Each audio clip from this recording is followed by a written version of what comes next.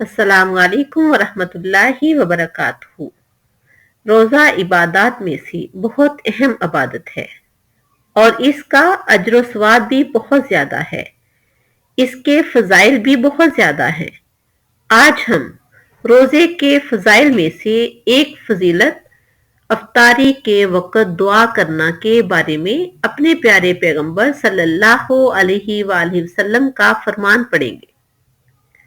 ابن ماجہ کی حدیث مبارکہ ہے، پیارے پیغمبر صلی اللہ علیہ وآلہ وسلم نے فرمایا، لِلصَّائِمِ عِندَ فِطْرِهِ دعوۃ لا ترد۔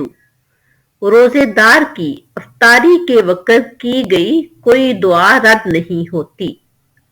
اسی طرح سنن ابن ماجہ میں حدیث نمبر 1753 میں پیارے پیغمبر صلی اللہ علیہ وآلہ وسلم نے فرمایا، اِنَّ لِلصَّائِمِ عِندَ فِطْرِهِ لَدَعْوَةٌ مَا تُرَدُّ۔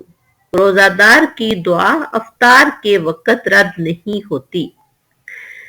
ہم اپنے پیارے پیغمبر صلی اللہ علیہ وآلہ وسلم کے فرامین پر عمل کرتے ہوئے اللہ تعالیٰ سے دعا کرتے ہیں کہ اللہ تعالیٰ ہمیں بھی افطاری کے وقت دعا کرنے کی توفیق عطا فرمانا، کیونکہ دعاؤں کو سننے اور قبول کرنے والی ذات اللہ تعالیٰ ہے اور یقیناً اللہ تعالیٰ ہماری دعاؤں کو قبول فرمائے گا۔ لہٰذا افطاری کے وقت دعا کا لازمی اہتمام کریں۔ انشاءاللہ اللہ تعالیٰ ہماری دعاؤں کو قبول فرمائے گا۔ اللہ حافظ۔